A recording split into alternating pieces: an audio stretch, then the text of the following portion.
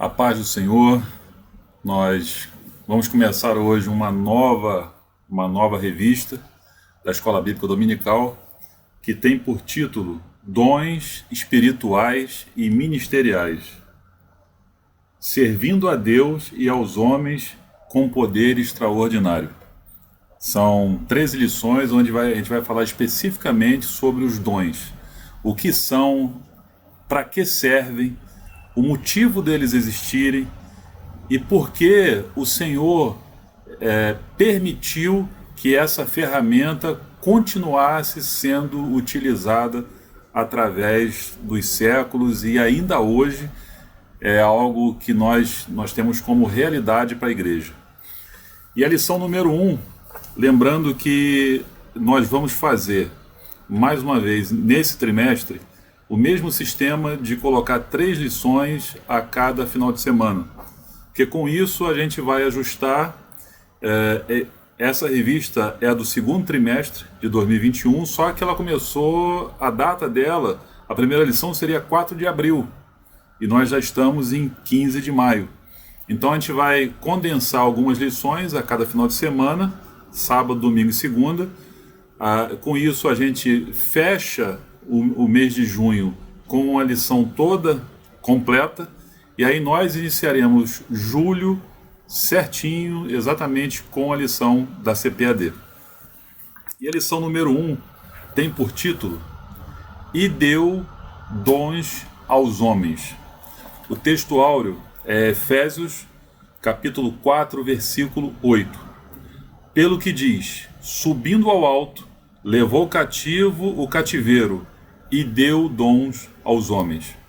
Verdade prática. Os dons são dádivas divinas para a igreja cumprir sua missão até que o noivo venha buscá-la. Introdução. A Bíblia de Estudo Pentecostal define dons como manifestações sobrenaturais concedidas da parte do Espírito Santo e que operam através dos crentes para o seu bem comum.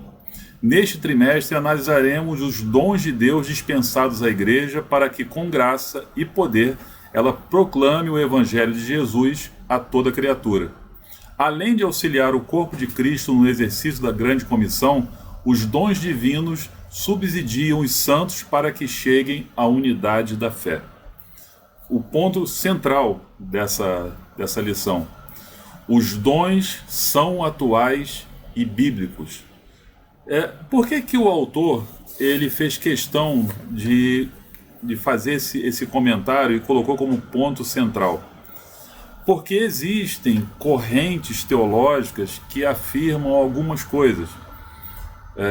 E uma delas é que os dons não são uma particularidade da igreja atual.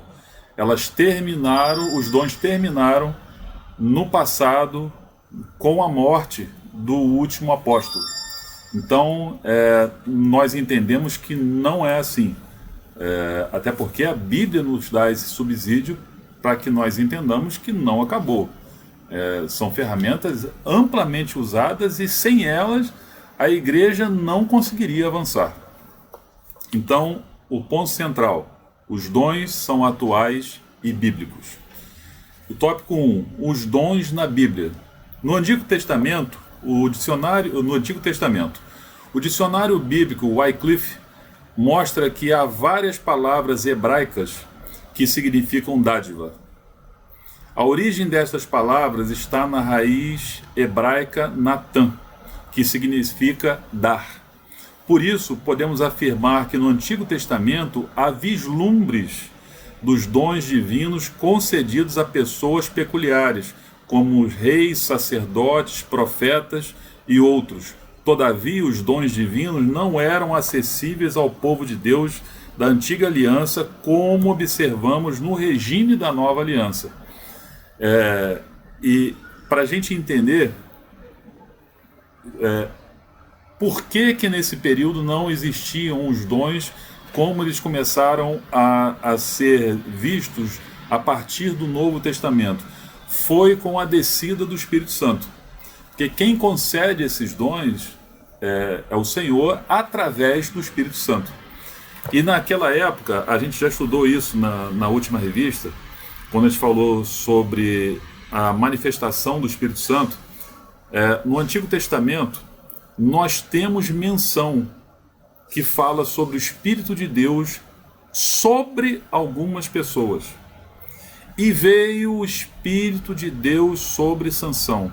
E veio o Espírito de Deus sobre Davi. Eram manifestações específicas, onde a Bíblia deixa muito claro que, por um motivo, que Deus tinha um propósito, o Espírito Santo se apossava dessa pessoa, vinha sobre essa pessoa, e ela então conseguia realizar alguns feitos sobrenaturais, alguns que nós, entre as dezenas, centenas, milhares que nós temos conhecimento, em geral era sempre assim. A Bíblia explica que veio sobre a pessoa, e aqui ele relaciona reis, sacerdotes, profetas e outros, dependendo do motivo em que Deus queria que acontecesse algo sobrenatural. Então, o Espírito de Deus vinha sobre a pessoa. No Novo Testamento, o mesmo dicionário informa ainda que ao longo do Novo Testamento a palavra dom aparece com diferentes significados, que se relaciona ao verbo grego didome. Esse verbo representa o sentido ativo da palavra dar, em Filipenses 4, versículo 15. Na Nova Aliança, os dons de Deus estão disponíveis para a igreja, em nome de Jesus, estão disponíveis para que a igreja, em nome de Jesus, promova a libertação dos cativos, ministre a cura aos doentes e proclame a salvação do homem para a glória de Deus. O Novo Testamento também deixa claro que todos os crentes têm acesso direto a Deus através de Cristo Jesus, e por isso podem receber os dons do Espírito. Uma dádiva para a igreja. A fim de sermos mais didáticos e eficientes no estudo a respeito dos dons, dividiremos este assunto em 3 categorias principais: dons de serviço, dons espirituais e dons ministeriais. Esta divisão acompanha a classificação dos dons conforme se encontra nas epístolas paulinas aos Romanos, na primeira carta aos Coríntios e Efésios, respectivamente. Insistimos, porém, que esta classificação é apenas um recurso didático, pois quando o apóstolo expõe o assunto em suas cartas, ele não parece querer exaurir os dons em uma lista. Antes, preocupa-se em exortar os irmãos a buscá-los e usá-los para encorajar, confortar e edificar a Igreja de Cristo, bem como glorificar a Deus e evangelizar o mundo. Ele dividiu, o autor da lição, ele dividiu nessas 3 categorias: dons espirituais, dons de serviço e ministeriais. E a gente vai abrir isso no próximo tópico. E ele colocou como síntese desse primeiro tópico: nas páginas do Novo Testamento, os dons estão à disposição de todos os crentes, com o propósito de edificar a Igreja de Cristo. E isso a gente vai, no decorrer da lição, a gente vai falar sobre isso várias vezes. Mas é muito importante que a gente não deixe de colocar como ponto central de que o dom não é algo para ser usado em particular. Quem se apodera de um dom recebido de Deus como algo para tirar proveito ou para benefício próprio, vai perder esse dom. Vai perder, porque não existe outra utilidade senão ser usada em prol do reino. E sendo recebido de graça, dar de graça. Não existe, do início ao fim da Bíblia, no Novo Testamento principalmente, quando fala desses dons e da divisão e de como eles foram colocados à disposição da igreja e dos fiéis, não existe nenhuma possibilidade de ser dado a alguém um dom para que ela use em benefício próprio. Não tem. E a gente vai falar um pouquinho mais sobre isso. Tópico 2. Os dons de serviço, espirituais e ministeriais. 1. Dons relacionados ao serviço cristão. Em Romanos 12, o apóstolo Paulo admoesta a igreja, lembrando-a de que o membro do corpo de Cristo não pode se achar autossuficiente. Assim como um membro do corpo humano depende dos outros para exercer a sua função, na igreja necessitamos uns dos outros para o fortalecimento da nossa vida espiritual e comunhão em Cristo. Por isso, a categoria de dons apresentada em Romanos 12 traz a ideia da manutenção dessa comunhão dos santos, pois ao falarmos de serviço, subentende-se de que quem serve está prestando um serviço para alguém. Observe os dons de serviço listados por Paulo em Romanos: ministério, ofício diaconal, exortação, encorajamento, repartir, presidir e exercer misericórdia. Note que esses dons estão relacionados com uma ação em prol do outro, do próximo, como nós falamos agora há pouco. Portanto, se você tem um dom, deve usá-lo em benefício da igreja de Cristo na terra. E Romanos 12 fala exatamente sobre isso. Não vos conformeis com este mundo, mas transformai-lo para a renovação da vossa mente.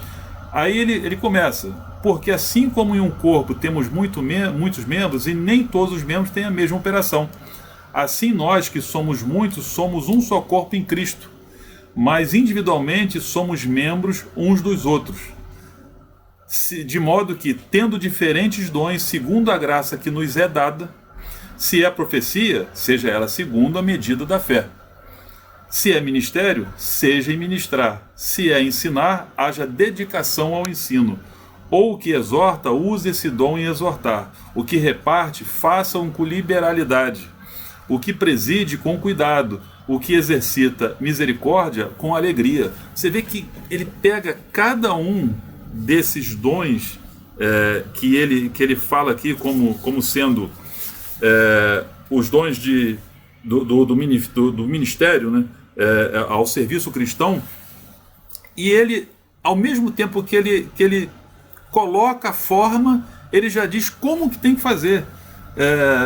Se é profecia, ela seja segundo a medida da sua fé. Sabe o que é isso, irmão? Se foi revelado algo para você, fale exatamente o que foi revelado. Não precisa acrescentar nenhum ponto a mais, nenhuma vírgula a mais, ou tirar alguma coisa, ou modificar, dar uma floreada para ficar mais bonito. Não precisa. Se Deus mandou falar alguma coisa, fale. Acabou. De acordo com a medida da sua fé.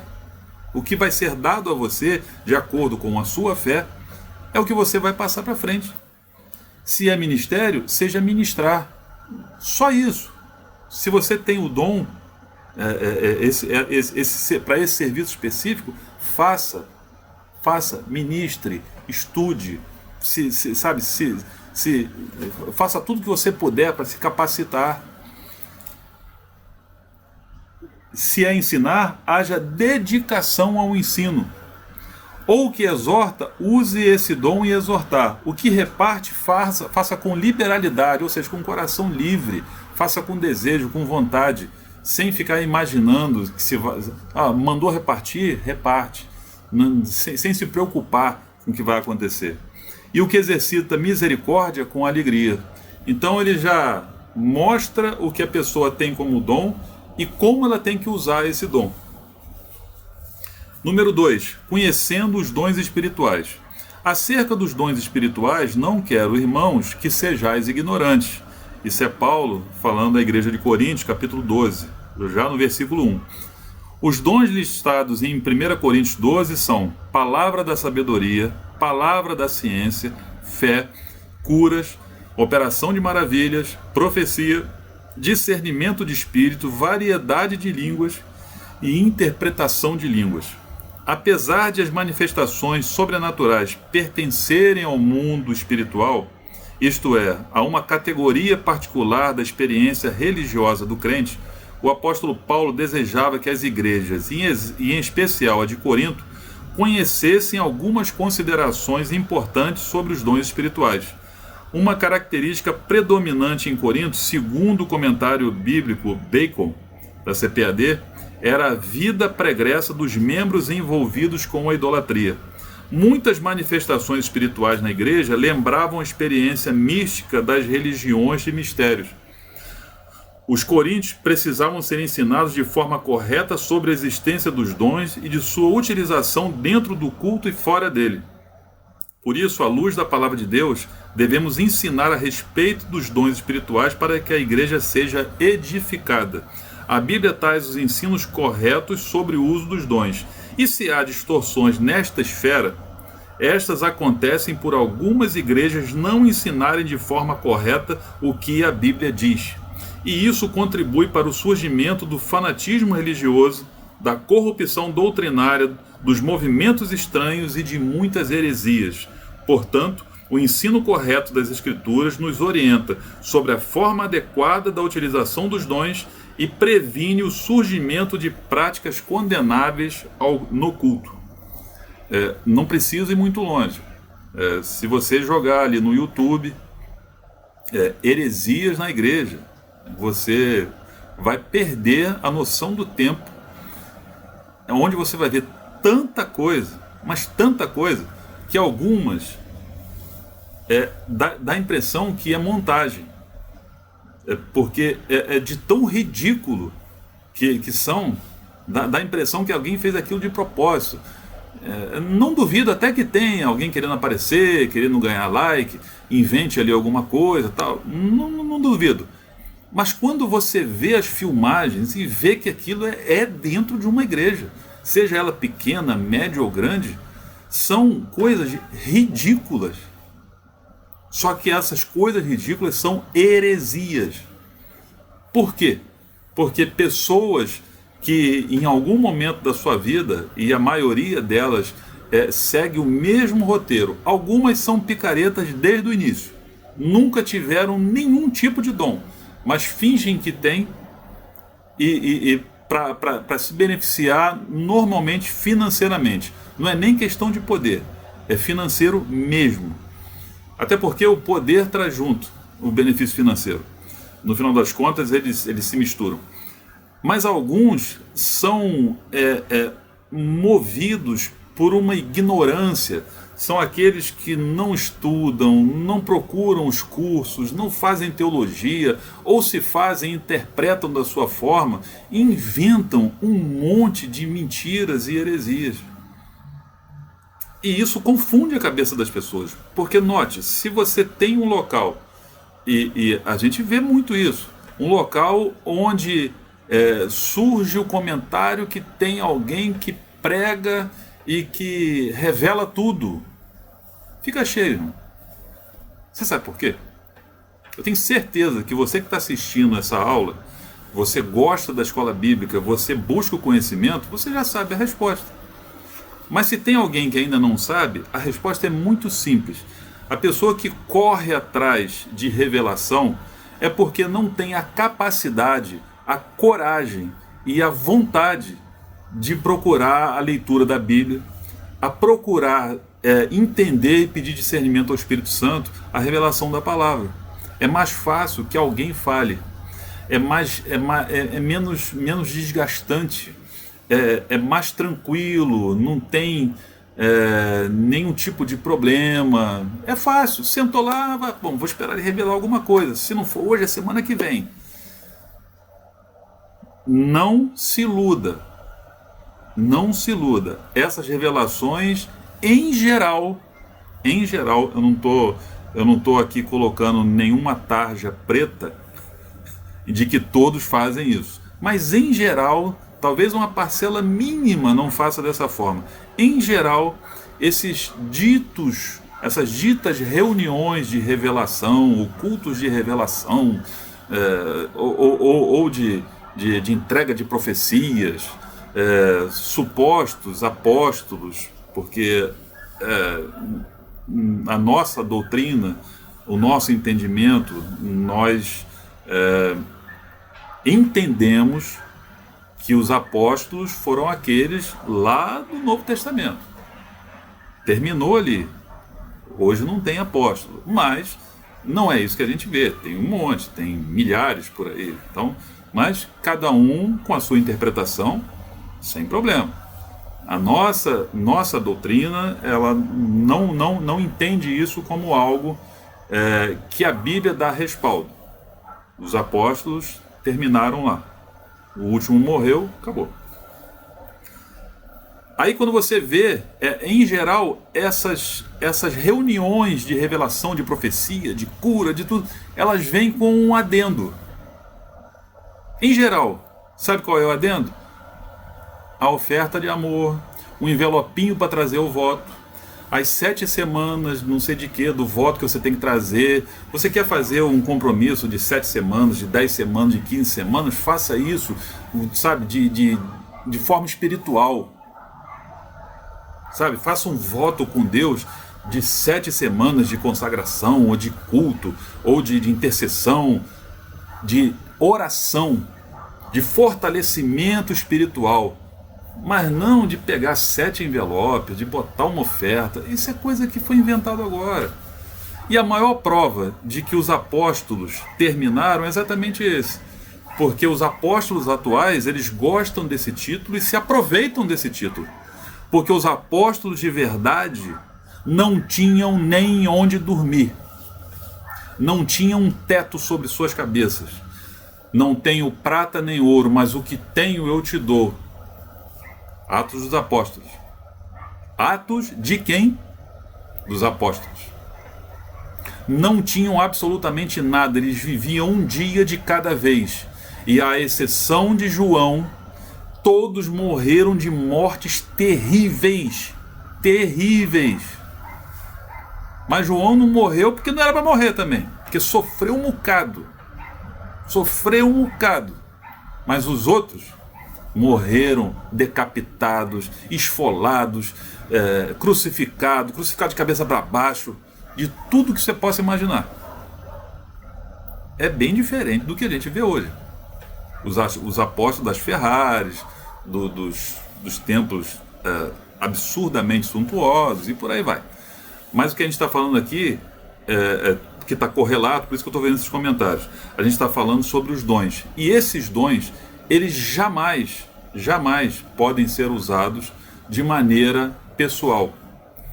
E infelizmente, o que a gente vê hoje são coisas grotescas nesse sentido, mas que não duram. Isso dura durante um tempo, passa o tempo, daqui a pouco essas pessoas somem. Então, os escândalos viriam, nós sabemos disso. Não é diferente do que a gente está vendo. Os escândalos estão por aí. A gente só não pode se deixar contaminar por isso. Só isso. Acerca dos dons ministeriais. A epístola de Paulo aos Efésios classifica os dons ministeriais assim: apóstolos, profetas, evangelistas, pastores e doutores. Os propósitos do Senhor concedê-los à igreja, segundo a Bíblia de estudo pentecostal, são, em primeiro lugar, capacitar o povo de Deus para o serviço cristão. Em segundo, promover o crescimento da igreja local. Terceiro, desenvolver a vida espiritual dos discípulos de Jesus. O Senhor deu à sua igreja ministros para servi-la com zelo e amor. O ensino do Novo Testamento acerca do exercício ministerial está ligado à concepção evangélica de serviço, jamais à perspectiva centralizadora e sacerdotal do Antigo Testamento. O Antigo Testamento, um sacerdote, um sumo sacerdote, diversos sacerdotes, tudo era levado uma vez por ano, ele se santificava, entrava no Santo dos Santos, amarrado pela cintura com uma cordinha e com os sininhos, e tinha todo aquele ritual, porque se ele estivesse em pecado, na hora que ele entrasse no Santo dos Santos, ele seria fulminado. A partir do momento em que Jesus vem ali no Calvário, no Gólgota, onde Jesus é crucificado e ele expira aquele último movimento, a Bíblia diz que o véu do templo foi rasgado de cima a baixo.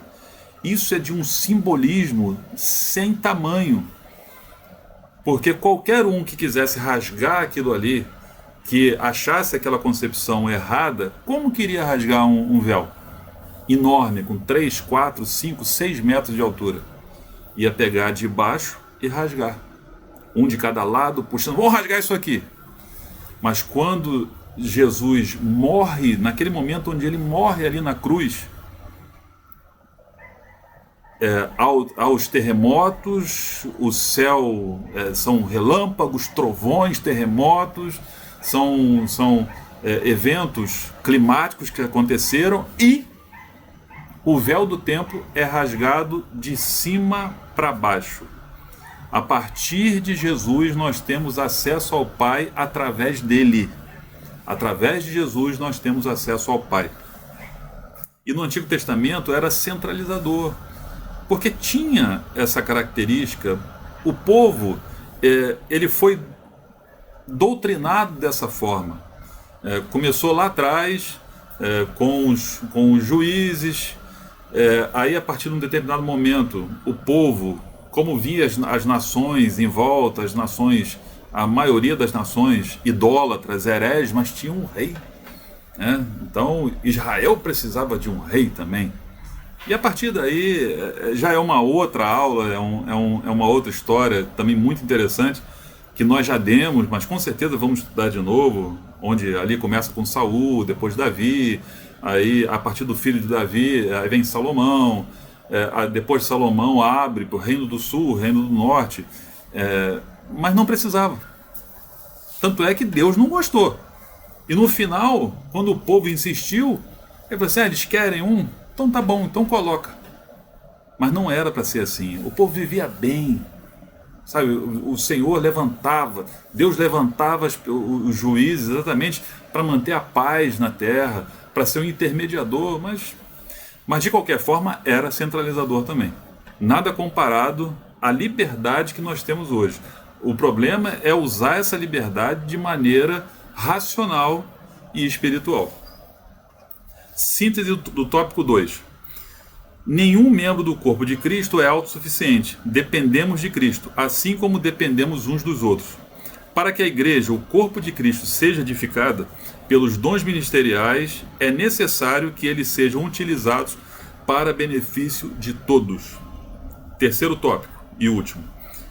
Corinto, uma igreja problemática na administração dos dons espirituais.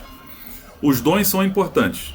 Um argumento utilizado pelos cessacionistas, pessoas que defendem a errônea ideia de que os dons espirituais cessaram no primeiro século. Lembra que nós falamos lá do início da lição, que ainda existem, é uma corrente teológica que interpreta dessa forma. É que os crentes pentecostais tendem a se achar superiores uns aos outros por terem algum dom. Aí eu sou obrigado a concordar com essa ideia dos cessacionistas. Embora eles sejam errados, no fundo, o homem ele precisa ter uma serenidade, ele precisa ter um temor a Deus tão grande para entender que aquele dom não é dele, para entender que ele não é melhor do que os outros, que ele não é mais especial do que os outros. Pelo contrário, ele vai ser alguém que vai servir muito mais do que os outros.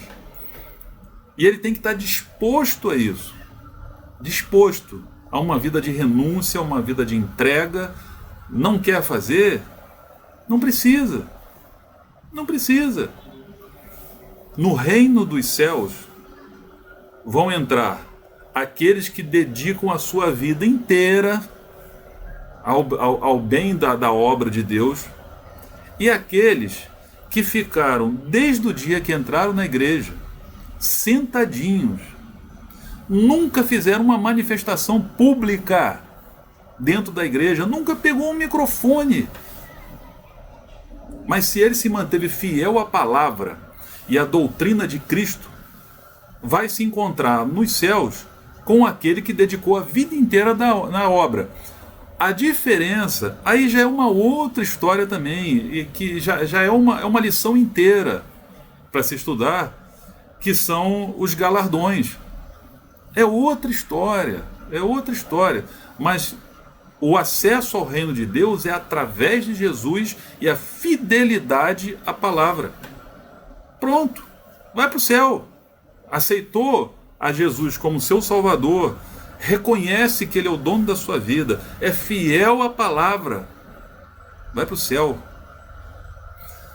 É um batalhador, um missionário do campo, viveu a sua vida abnegado, manteve-se fiel, vai para o céu.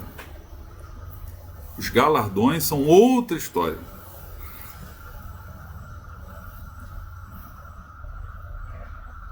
Os dons são importantes, Lamentavelmente, isto é verdade em muitos lugares. Entretanto, o apóstolo Paulo faz questão de tratar desse assunto com os crentes de Corinto, que estavam supervalorizando alguns dos dons em detrimento de outros. Precisamos resgatar a noção de serviço que Jesus Cristo ensinou nos evangelhos, pois todos os dons vêm diretamente de Deus para melhor servirmos a igreja de Cristo. 2. Diversidade dos dons. O que mais nos chama a atenção na lista de dons apresentado por Paulo em 1 Coríntios 12 não são os 9 dons, mas a diversidade deles. Isso denota a unidade da igreja de Cristo, mas simultaneamente a sua multiplicidade. O comentário bíblico pentecostal Novo Testamento tem razão quando fala que talvez Paulo tenha selecionado estes 9 dons por serem adequados à situação que havia em Corinto. Pois se compararmos a lista de 1 Coríntios com Romanos e também Efésios, veremos que outros dons são relacionados de acordo com as necessidades de cada igreja local. Só para traduzir isso aqui, a Bíblia é um livro divinamente inspirado. Tudo que está escrito na Bíblia foi escrito por homens, só que esses homens foram inspirados por Deus. Então, Paulo, quando ele designou os dons, depois em Gálatas, o fruto do Espírito, os dons em Coríntios, os dons em Romanos, os ministeriais, de serviço, tudo isso tinha um propósito local, mas serviam para todas as outras. Hoje serve para todas.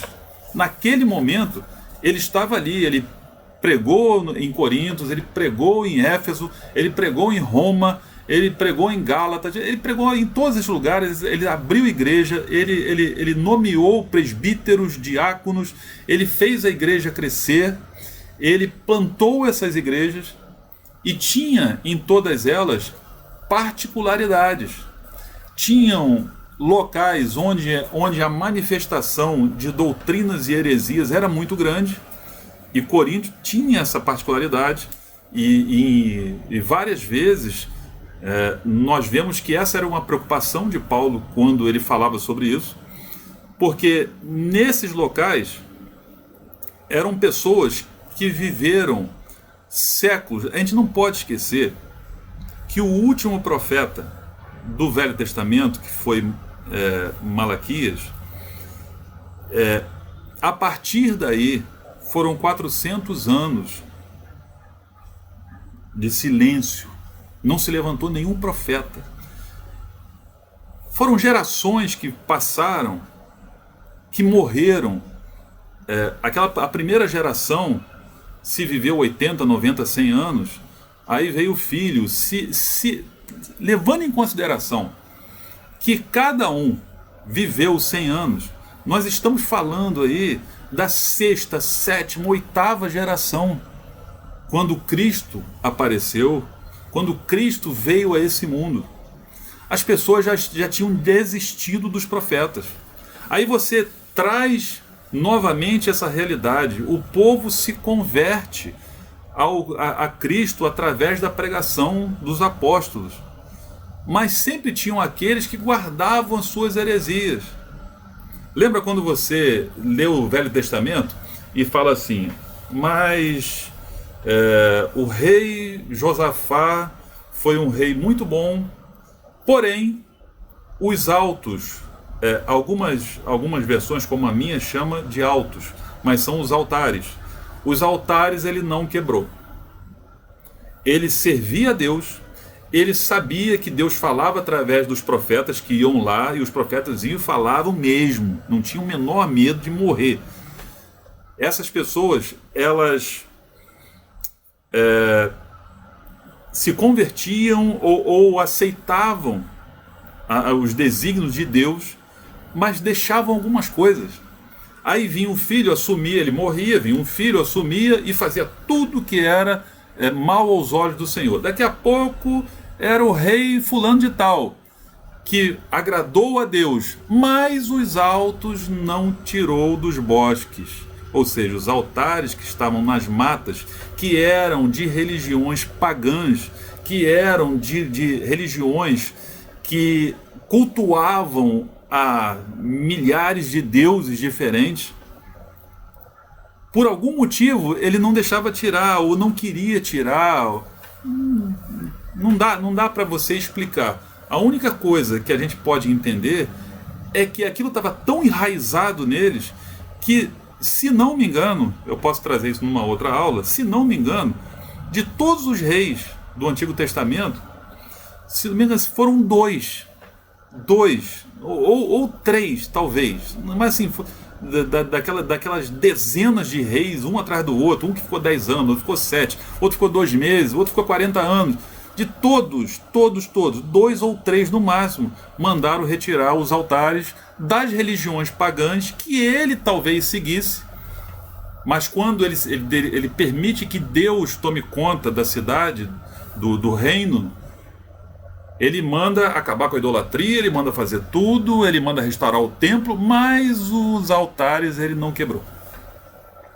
Então, aqui a gente tem que entender que esse povo estava há séculos sem um profeta. Aí eles ficaram sabendo que surgiu um profeta que fez isso, fez aquilo, fez coisas absurdas, sobrenaturais, mas morreu. Mas parece que ele ressuscitou, porque eles estavam longe, eles estavam em outro país, dias e dias e dias, numa época onde não tinha telefone nem internet. Então a notícia ia passando de um para outro, durante semanas, meses de viagem, alguns de navio, também meses de viagem. Quando essa história chegava do outro lado, ela já chegava assim: não, ele apareceu, fez milagres, olha, fez um monte, mas morreu. Mas eu soube também que ele ressuscitou. Ué, então ele está vivo? Não. Depois de um tempo, parece que ele subiu. É mesmo. Mas ele fez isso tudo. E a história era sendo disseminada. Aí, de repente, chega Paulo com a autoridade do Espírito Santo e prega. E aquele povo se converte. Sim. Mas eles tinham que viver com as pessoas, às vezes, dentro da sua casa, com os altares que tinha dentro da sua casa, que ele estava acostumado desde que nasceu. Aí daqui a pouco Paulo vai embora. Ele ficava lá 6 meses, 1 ano, 2 anos e ia embora, porque a missão dele, o apostolado é o que foi enviado. O apóstolo é isso, ele foi enviado, ele não tem paradeiro. Aí ele ia para outro local e deixava um presbítero, deixava um diácono. Essa pessoa ia mantendo. Mas tanto é que algumas vezes Paulo era obrigado a voltar, porque a coisa estava complicada. Então era difícil realmente. E cada igreja tinha a sua necessidade. Então eu não tenho a menor dúvida que esses dons, eles são especificados em cada carta de Paulo por esse motivo, de acordo com a necessidade do local. E por último, autossuficiência e humildade. Os dons espirituais são concedidos aos crentes pela graça de Deus e não por méritos pessoais. Não podemos orgulhar-nos e portar-nos de modo arrogante e autoritário no exercício dos dons, mas com humildade e temor a Deus. Portanto, não use o dom que Deus lhe deu com orgulho, visando a exaltação pessoal. Isso é pecado contra o Senhor e contra a igreja. Use-o com um coração sincero e transbordante de amor pelo próximo. Não foi por acaso que o capítulo 13 de 1 Coríntios fala sobre o amor. Foi colocado entre o capítulo 12, que fala dos dons, e o capítulo 14, de línguas e profecias. Porque Paulo termina o capítulo 13 falando sobre isso. Falando sobre o amor, de tudo, de todas as coisas, de todos os dons. O mais importante é o amor. O que vai ficar, o que vai impulsionar alguém a ser um portador desses dons e alguém que vai usar esses dons em favor do outro, é alguém que tem amor, irmão. Porque senão não vai fazer. Não vai, ele vai cansar, ele vai enjoar. A pessoa tem que ter amor, porque senão ela para. Uma hora ela enjoa.